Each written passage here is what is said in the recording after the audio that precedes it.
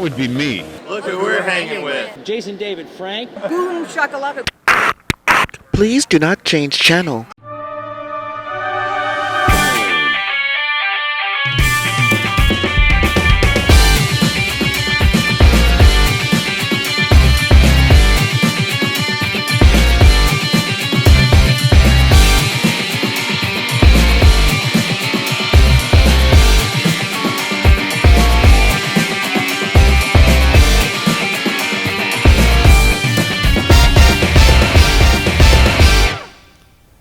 Hello, World Wide Web. Welcome back to the Hangin' with Web Show. I'm GW Pomichter. Thank you so much for logging on and tuning in. If you haven't done it, go ahead and hit subscribe. Come back over and over again. We've got artists, authors, filmmakers, creative minds of all kinds. And we're here right now with the director of Brevard County Libraries, Jeff Thompson. Jeff, thanks for hanging with us. Thank you, Gary. You know, we talk a lot to creative artists throughout the year, whether it be authors or filmmakers, etc. And a lot of times we forget to talk about the places where our art ends up, how it gets distributed to folk. Right. And that's what you do every day, is you make sure that books and films and art gets in the hands of people who can appreciate it. So That's number true. one, on behalf of all of the guests on the Hangin' with Web Show, thank you for what you do. Let's talk a little bit about what's coming down the pike for you, man. What's going on? Well, as a library director, I would like to mention that one of the things we wanted to do is we have been looking for a way to support efforts to get especially kids involved in technology. Mm-hmm. And part of that, of course, involves engineering and STEM and things like 3D printing. And so the Library Foundation a few years ago spearheaded a project at the Central Library, the Catherine Schweinsberg Rood Central Library in Cocoa, to develop a creative lab. Wow. And what this is a place where anyone can come and learn about the electronic arts. So in addition to that particular aspect of the mission, there's also an artistic side to it, which is that we have, and we're just about to open in the next month or two, an audio studio and a video studio. Fantastic. You know, I think that's one of the things that people don't necessarily realize is that as technology has evolved, it has evolved beyond its impact in STEM fields. Right. It's evolved into a part of daily life for everyone at home, and also into the arts. Yes. The opportunities are there. You know, a lot of the folks that we're talking to today are going to be filmmakers and people who work with audio, the technical elements of audio and video all the time, and those things have changed. Yeah. You and I can remember plugging our VCRs in for the first time, right? Yeah. And a video cassette, never mind. Don't worry, Google it. But today the industry is different, and the resources needed to become a young filmmaker or artist are different. We talk to visual artists who are painters or whatever, who do a lot of work now on tablets. Yes. It's an amazing thing to see. It's very exciting. And in the publishing industry, you know, putting books on those shelves in the library, that's being done from people's homes too, being done on their computers. So, what are the challenges of been setting up the program? You know, as technology is changing every day. By the time you get this program set up, you'll be like, oh, we need to buy new stuff. So, what are the big challenges that you face so far? That's a little bit of a challenge, but things have settled down to some extent. I think the most amazing thing from the artistic side is the fact that I think 10 years ago to produce an independent feature film was a $100,000 venture, and that was considered a miracle. Yeah. And then it quickly moved within a few years to being a $10,000 thing. And now you can make a feature film for about $2,000 if you get all the elements right. If you're really, really good with your budget. Really, really good. But it is possible to make really high quality work, and it's reasonable. And the basic kind of impetus behind this whole thing is that we're in this area of high technology. I mean, we have SpaceX here, we have NASA here. We want people to be able to not just be consumers of electronic media. We don't want people just to be using an iPhone or an iPad, as great as those things are. But how about understanding how these things work? How about using them as tools for creative expression? And it's now gotten to the point where it's possible to do that. Now, money is still an issue, obviously, and so we've been very blessed to have support, but it has been a struggle because it's a little bit of a new thing for the public library. Not everyone's convinced that that's within our wheelhouse. I certainly think it is, because what you really want to do is you want to inspire people to be creative. That's the start. And that's just it. Libraries were founded on the principle that knowledge shouldn't be limited to the elite. Exactly. That it should be there for everyone. And 50 years ago, 100 years ago, that was all about the books. Right. Bring the knowledge to the community, let them have access to it. Today, we need those books, we need that form of art and expression, but we also need media. Yes. I think the modern, for those of you who have high school students out there, libraries in high schools have been renamed media centers, Yes. because that's what they are. It's mixed media. There's books, but there's also tablets and computers and software that you can learn to use. It's a fantastic idea to bring that to the public in general. Yeah. So support local libraries who are doing this. The big part of bringing a media center to the community is bringing the knowledge to use it. Yes. Without the knowledge, I mean, look, yes, anyone can do this. I'm not that talented, trust me. But every day I learn something new. Right. So what's the library doing to help use those facilities in terms of workshops and things to help young people come in and learn how to use the technology that's there? Exactly. Well, it's amazing the talent we have in this community, and we're trying to leverage that talent. And we already have. There's a gentleman named Mr. Coteen. He and his wife saw a need, and they saw what we were doing, and they went out and purchased on their own a bunch of backpacks. And they were clear backpacks, and each one has in it a Raspberry Pi module with a keyboard and a screen. And so every single library now has these backpacks. Wow. So, and we're going to expand on that. But I mean, this is the kind of dedication. He's a retired computer sciences person from up north, and he's just wants to help and has done this amazing thing. And that's been inspirational to me. And so we have kind of embraced that, and we're adding to that. But that's the kind of thing you have here in Brevard County. We have tons of people who have moved here that are highly skilled in film production and audio and various other forms of media. We have the guy that runs the Brevard Cultural Alliance, Neil Levine, actually is an ex-recording engineer from England, and there's several well-known and well-regarded albums to his credit that he was the recording engineer on. Wow, so you just have this kind of talent in the Space Coast. So we want to leverage that and bring that. Arts and entertainment is more above anything, I think, and we talk about this a lot on the show, is a community. Mm-hmm.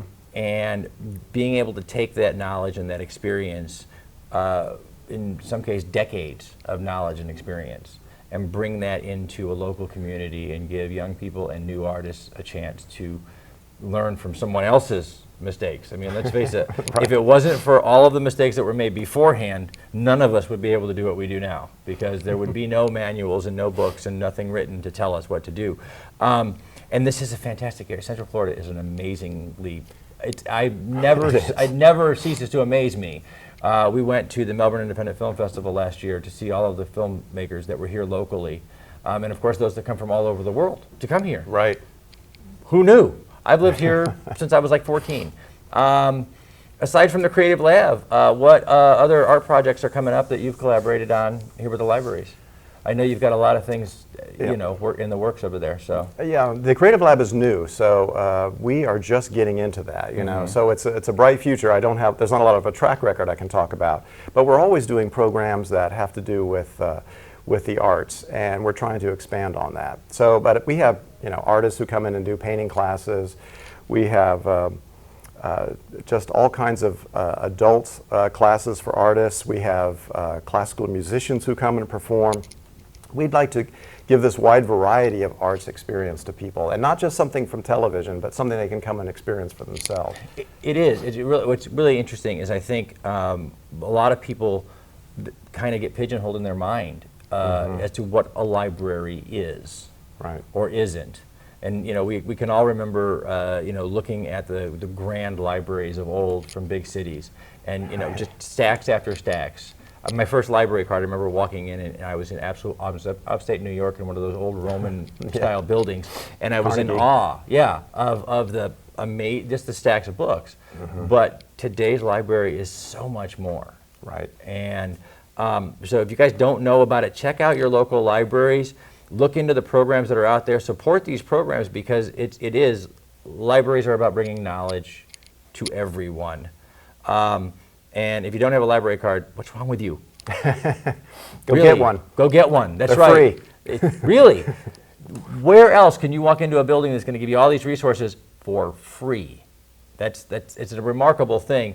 Artists and creators who are interested in displaying their arts and crafts at a library, how should they reach out? How should they, if I want to put my books in the library, or if a filmmaker wants to put some films there or wants to do some work there, how do they reach out to you guys? You know, I do work with a lot of creators, and mostly at this point it has been people who write their own books. That is a very interesting thing, and I think it applies to what every creative has to deal with today. We've democratized creativity, which is super exciting, but right now we're still sort of half in and half out of this old world where getting attention for your work is extremely difficult. Back then there were these funnels, there were these gatekeepers. This is how we exist. Right, If you're out there on your own. That's what we're this. doing. We're Yeah. doing this, trying to bring creative people to the web. Yes. Where there seems to be a lot of people out there that use this thing called the internet. It's really I've heard of this. yeah, Yes. it's a Interesting. thing. It's a thing. Look into it, people. Yeah, It's a look thing. into it. You should know about it. You're watching the show on it right now.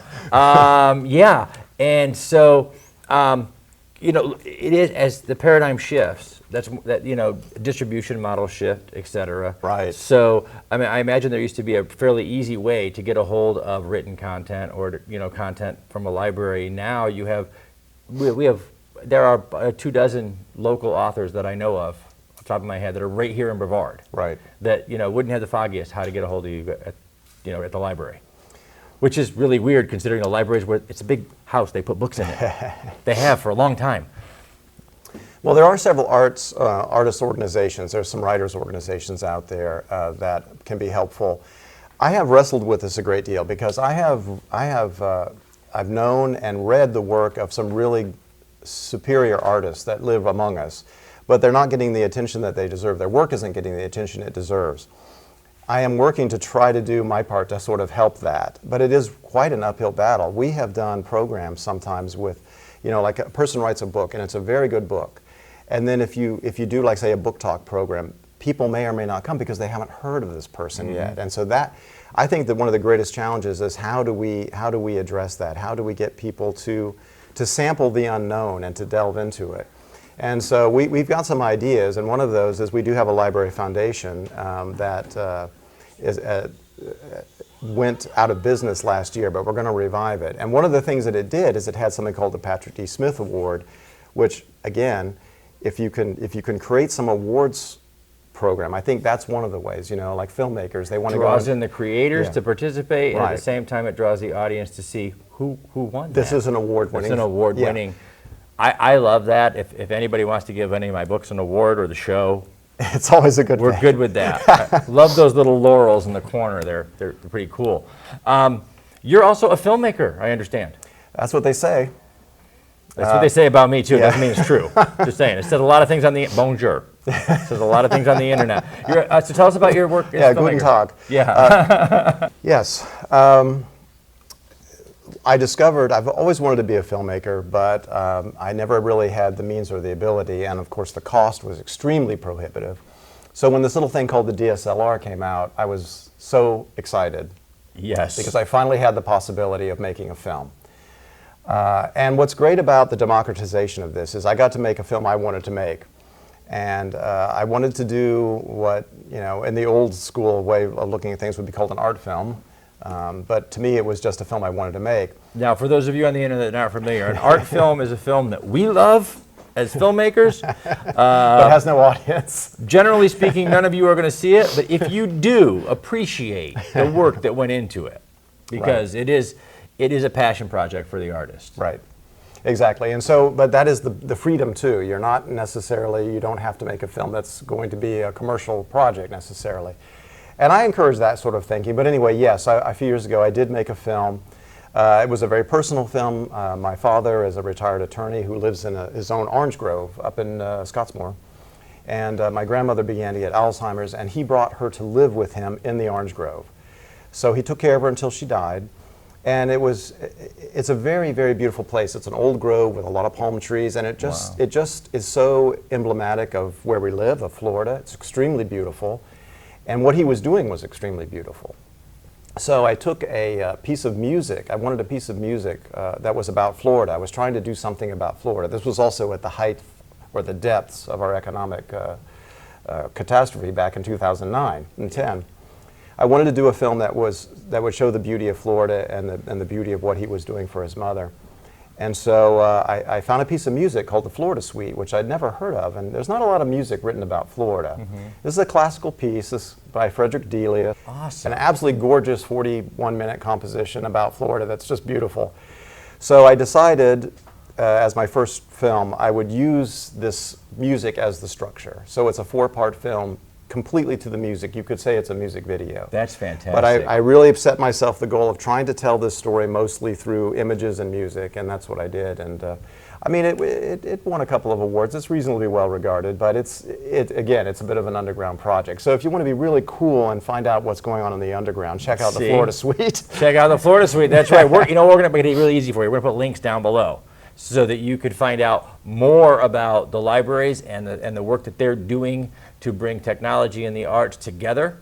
You can also find out more about Jeff and where you can find him on the web, and you can reach out and beg him to put your books in his libraries and your films and all those other things.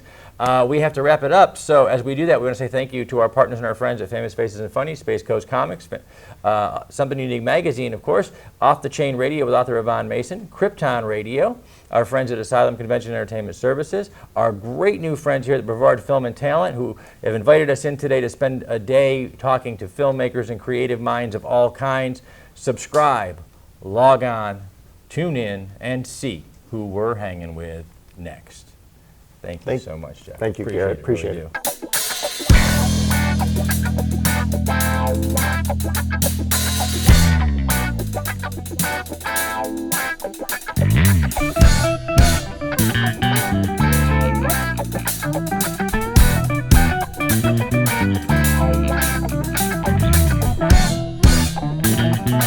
do.